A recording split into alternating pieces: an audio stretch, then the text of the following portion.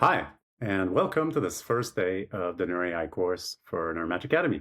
I'm Patrick Minot, and I'm a senior machine learning scientist at MILA, the Quebec AI Institute. Throughout my career, I've been working at the intersection of artificial intelligence and neuroscience. I started out in the computational neuroscience of vision, moved to data science at Google. I worked on brain-computer interfaces at Meta, but truly the highlight of my career has been to be involved with the creation of Neuromatch since its very first year.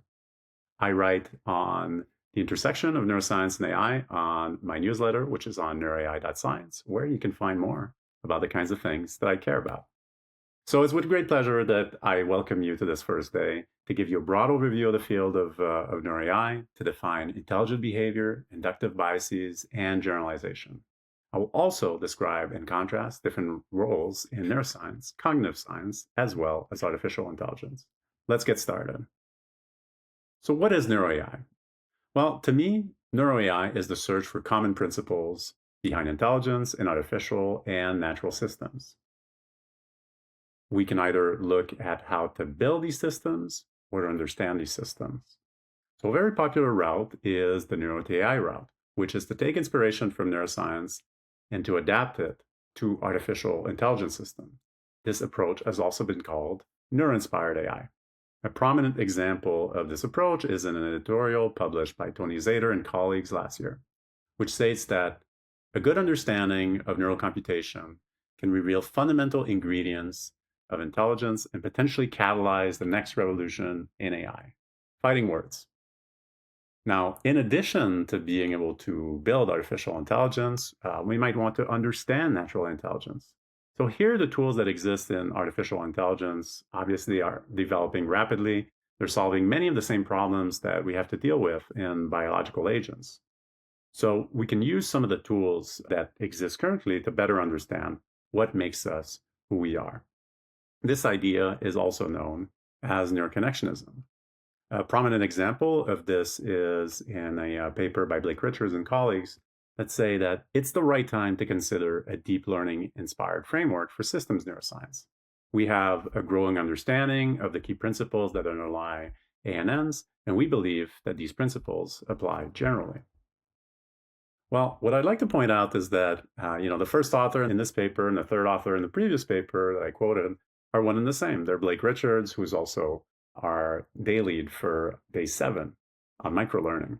Suffice it to say, many of the people who work on neuro to AI and AI to neuro are one and the same because there is this beautiful cycle, which is the inspiration of neuroAI. To better understand the brain, to build better AI, and to build better AI, to better understand the brain. So what would it mean if we were able to build ubiquitous intelligence? For some, building ubiquitous intelligence is the promise of a better future. And we can certainly be skeptical that that's going to be that simple, but we can recognize that there are ancient echoes to this sentiment. Homer in the Iliad introduces the story of Hephaestus, the Greek god of metallurgy, who has a limb. And as a consequence of his physical handicap, he decides to create humanoid robots imbued with artificial intelligence to help him around his workshop. Clearly, the idea of removing the drudgery from everyday human work has been around for a really long time. And what about understanding intelligence? Since the ancient Greeks, Vedic traditions, and Taoist traditions, people have said that the meaning of life is to understand who we are. Clearly, this is another very worthy goal.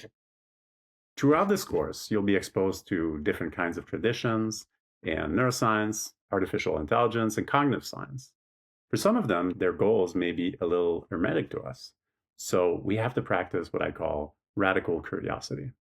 When you don't understand why someone would care about something, try to figure out what it's like from their viewpoint. And always remember to be excellent to each other. So let's give a classic example of what neuroAI can achieve. So Hubel and Wiesel in the 1950s and 1960s found simple cells in the visual cortex of cats, which were selective for the contrast of a certain edge. They assumed that these cells were created by the summation of the right kinds of cells from the lateral geniculate nucleus. By integrating multiple simple cells with different phase selectivity, they assumed that you could create complex cells, which are also selective for orientation, regardless of the exact phase of the stimulus that creates it. These principles were of selectivity and invariance inspired Fukushima a few decades later to embed them in the neocognitron, which included both selectivity and invariance operation. This work was picked up first by Jan LeCun in the 1980s, who was able to train a convolutional neural network with stochastic gradient descent. Vastly expanding this existing architecture, Alex Krizefti at the University of Toronto was able to train a model to essentially solve the ImageNet problem, achieving good image recognition across 1,000 different categories, truly a remarkable achievement when it was announced in 2012. Now, remarkably, just a few years later, people like Nico Corte and Dan Yamins looked at the representation inside of these convolutional neural networks. And they found that much of the representations in artificial neural networks could be related to what we find in inferotemporal cortex, among other places. Models that were better at predicting signal neuron activity in IT were also better at categorization on ImageNet. There was a recapitulation of the hierarchy in both of these systems, and the representations of these two systems were quite similar. This is a perfect example of the aspiration of neuroAI: to better understand the brain, to build better AI, and vice versa. However, I want to point out that this is a pretty atypical example. It's one domain, there are only a few actors involved, and there's a very clear lineage. The core ideas were also preserved from paper to paper. So we have the benefit of hindsight, and there's a bit of a survivorship bias in what we're looking at. To get a better idea of how these fields are interacting with each other historically, I built a bot that looked at all the submissions to major machine learning conferences over the last 40 years. I applied some course filtering to narrow down those that had citations in Neuroscience Journal, and then I used GPT-4 to further characterize these papers and understand what neuroAI is. Surprisingly, I was able to quickly find over 1,000 papers in the neuro-inspired AI genre, as well as about 239 papers that were more or less neuroconnectionists. Amongst the cited papers, I found that most of them had to do with entirely different swaths of science from each other. It's a very vast field with a few recurring themes. Importantly, among the most cited ones, there was a lot of different topics: CNNs versus the ventral stream, adversarial robustness, visual attention, gaze, image compression, autoencoders, reinforcement learning with intrinsic motivation, and so on and so forth. Based on its investigation, I assembled all these elements that I found historically into great themes, and I placed them into a diagram. So the axis of this diagram corresponds to the level of granularity and detail in which neuroscience and AI interact. These correspond roughly to the levels famously defined by David Marr. At the top, what we really care about are high-level ideas, goals, computations. For instance, we might take inspiration from cognitive science to solve a task that requires complex reasoning, without any reference to the actual implementation. At a level down, we have the algorithmic level, where we're primarily concerned with actual implementation details. And at another level of detail, we get to the low level or the hardware level. For instance, if we're interested in how a particular element in a dendrite might help compute things nonlinearly and translate that to artificial intelligence, we would place it at the bottom of this diagram. On the horizontal axis, we have time. So anything that's prior to the 2000s, we have pretty good ideas about where these ideas land, whether they were successful or not. Whereas for a lot of the recent ideas from, let's say, the mid-2000s onwards, the ideas haven't been fully fleshed out. These are the ideas that are at the forefront of neuroAI. So I put all of the ideas that I was able to find using the scrawler into this visualization.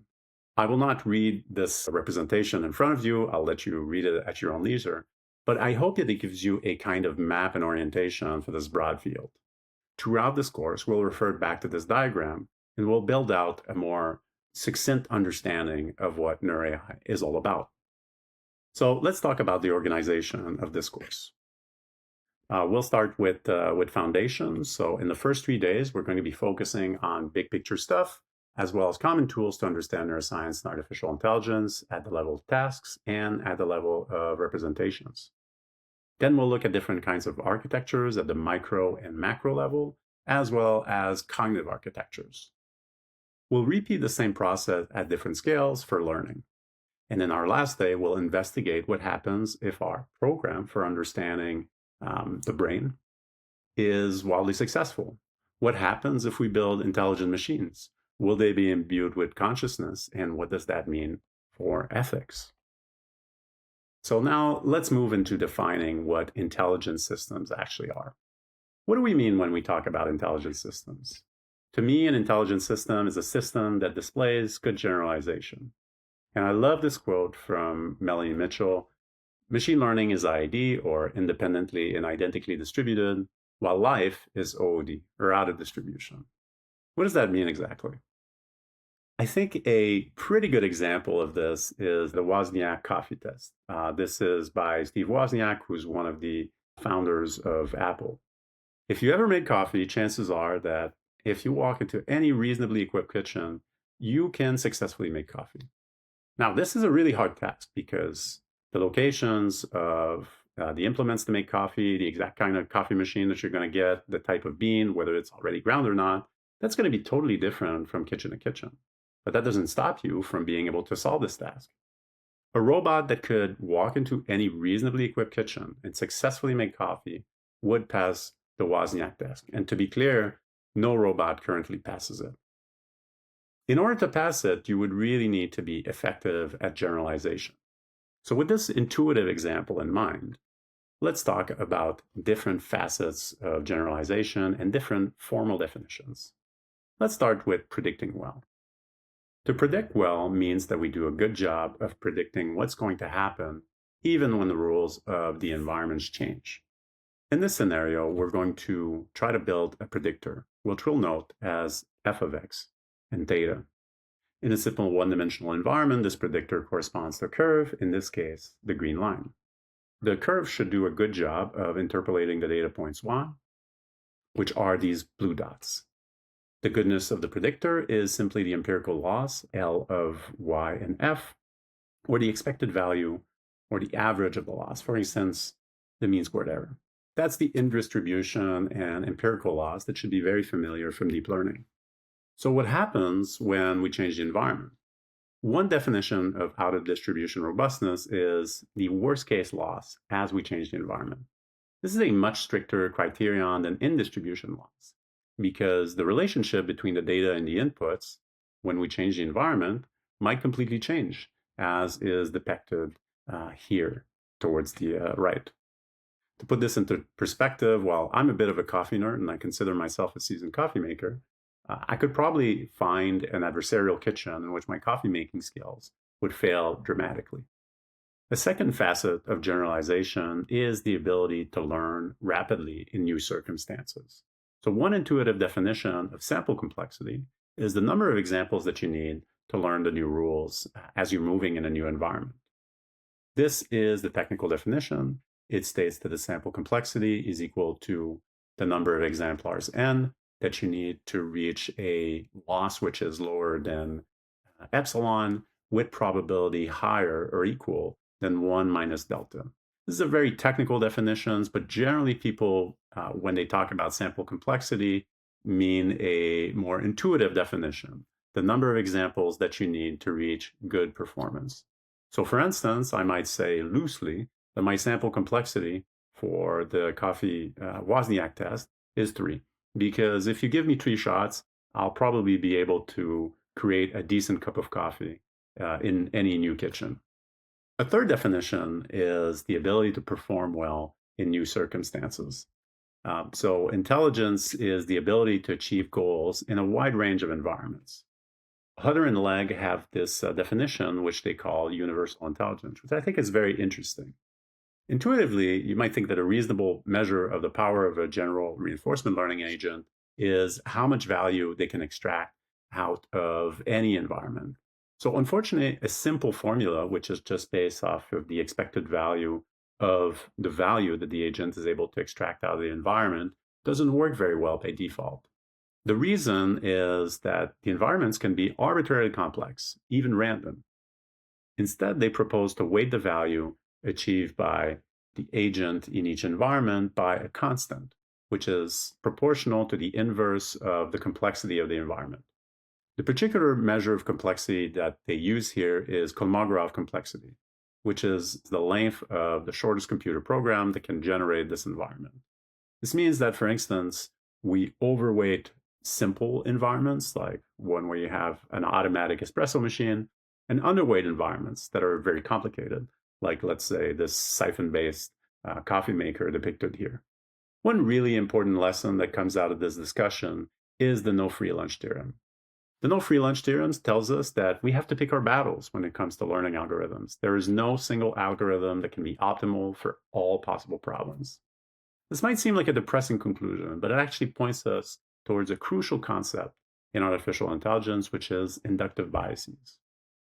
An inductive bias is essentially a set of assumptions that the learning algorithm makes about the world, which allows it to generalize from limited data. For instance, if we're designing an algorithm to recognize objects and images, we might give it an inductive bias towards spatial consistency, an assumption that nearby pixels are more likely to be part of the same object. CNNs, for instance, tend to bake in this assumption by default.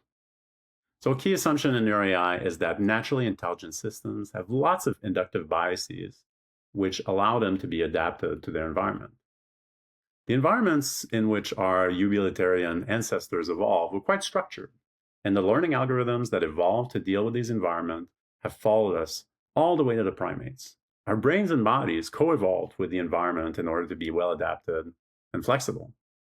To learn more about this, it's my pleasure to introduce Bing Brunton, who will talk to us about embodied intelligence and co-adaptation.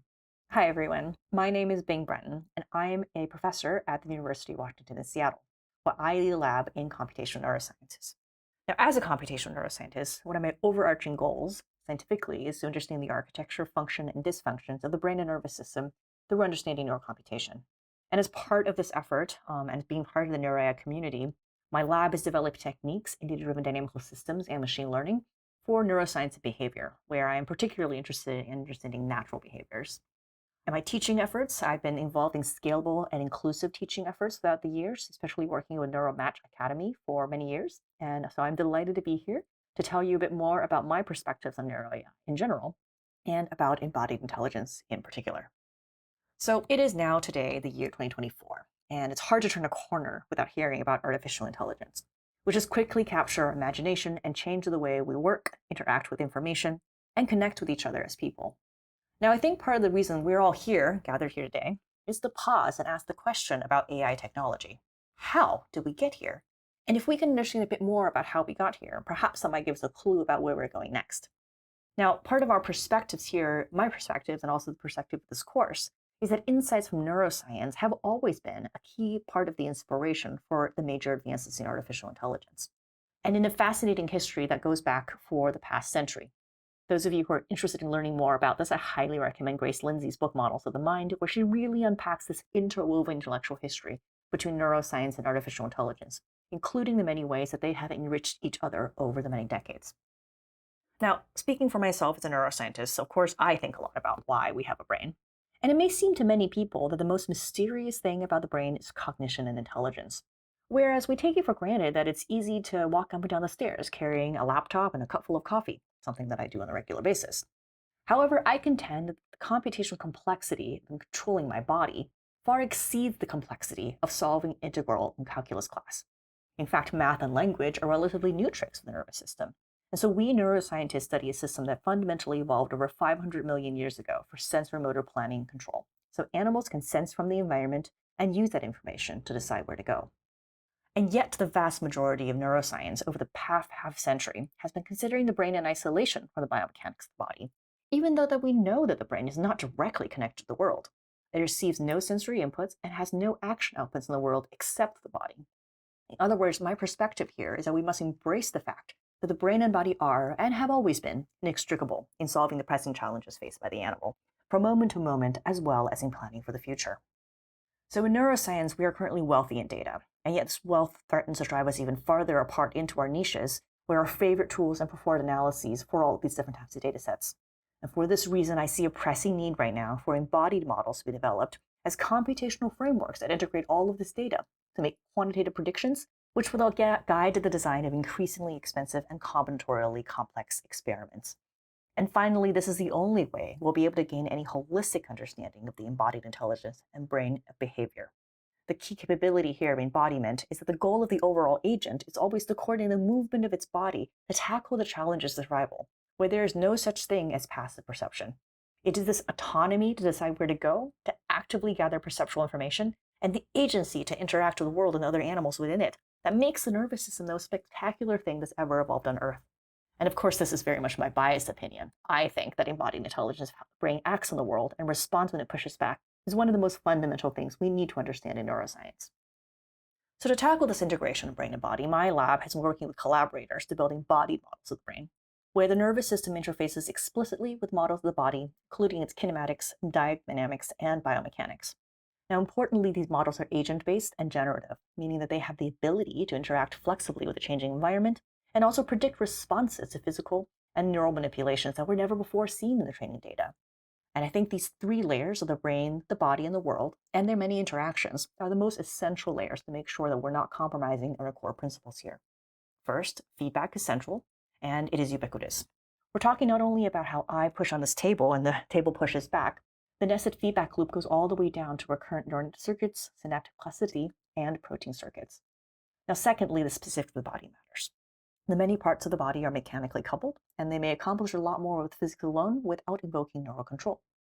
And third, the whole thing comprises lots of parts that are all interacting, but they can be broken down into modules that only interface with each other through information bottlenecks. Examples of this include how the retinal ganglion cells are the only ones that project to the rest of the nervous system, and the motor system converges on just a few motor neurons that control the muscles in my arm. I emphasize this third point of modularity here, not only because it's true, because it points to a tractable computational solution to the task of modeling embodied intelligence. And so next, I'm really excited to show you just a few examples, specific examples, of recent work solving this challenge of building embodied models capable of mimicking natural behaviors.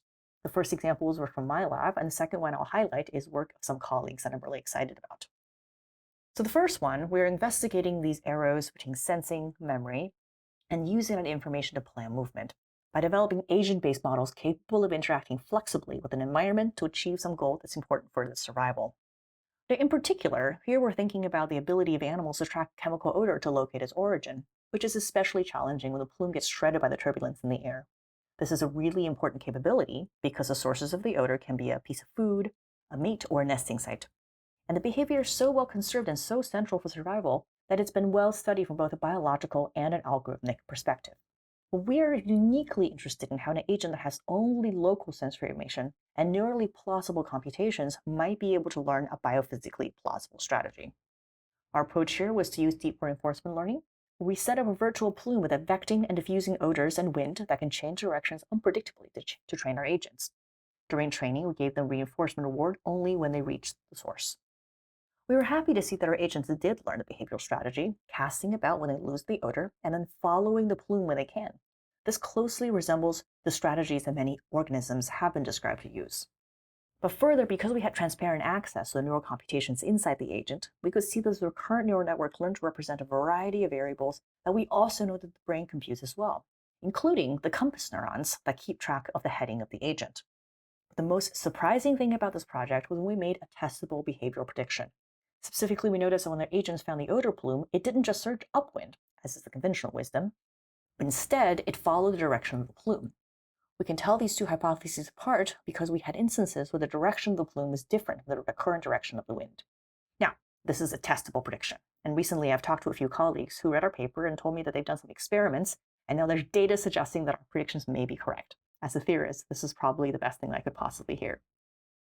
Now, while this agent-based model of plume tracking closed the perception-action loop, we were still treating the body as a simplified assumption. So this next project is focused on building the feedback model that has more biomechanically and physiological realism, and that recapitulates not only the behavioral strategy, but the kinematics of how the animal will determine its own movements. So in a collaborative project between folks at Geneli Research Campus and Google DeepMind, this is led by Srinish Ranga's lab, they developed a biologically realistic body model or a fruit fly that is capable of behaving in Mojoko, an interactive, flexible physics engine developed to investigate the biomechanical models of animals and robots. Now, this work I find to be super exciting, not only because they show that this virtual animal fly can be trained with deep reinforcement learning to reproduce behaviors that real animals do, they have published this entire model as a resource for everyone to play with. I'm really excited about that. So for all of these reasons, I'm incredibly excited about where we're going because I believe in the promise of this modeling approach to tackle even more interesting behaviors. and really embrace the richness and complexity of natural behaviors to tackle what animals, including humans, manage to do in the real world. I and other collaborators have been talking a lot recently about the idea that controlling the body may be an inductive bias towards generalization in AI, and it may be a key step in developing general intelligence as well. So to close, I'll end with a thought on generalizability and interpretability.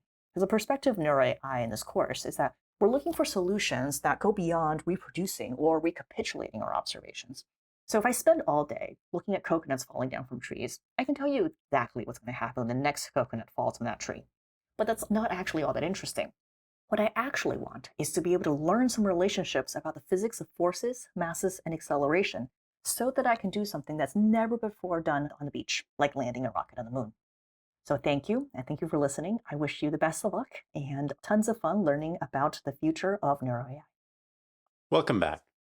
In today's tutorials, we'll look at generalization in the context of handwriting. So why handwriting? Well, handwriting is highly culturally significant. It's led to the evolution of modern cultures, and it's something that interests artificial intelligence researchers for practical reasons, as well as neuroscientists and cognitive scientists. So it's a good way to look at how generalization is thought of in all of these different contexts. We have 3 tutorials which are prepared for you. In the first one, we'll look at generalization in the context of modern AI. We'll unleash transformers. We'll look at their inductive biases and how we can use augmentations to make them more robust to different kinds of changes in images. We'll talk about SWAP-C as well as scaling laws. In the second tutorial, we'll look at how we can generate movements which would create eventually handwriting. We'll look at how systems which can generate movement have to have robustness to neural noise, as well as robustness to perturbations. And we'll talk about the constraints that neural architectures impose on the solutions which are found in these systems. In the third tutorial, we'll look at the cognitive science of handwriting recognition. We'll look at one-shot learning in the context of the famous Omniglot dataset. And we'll look at how one particular example of a probabilistic graphical model can solve the problem of one-shot handwriting recognition with analysis by synthesis. And so with that, I wish you good luck on your first day.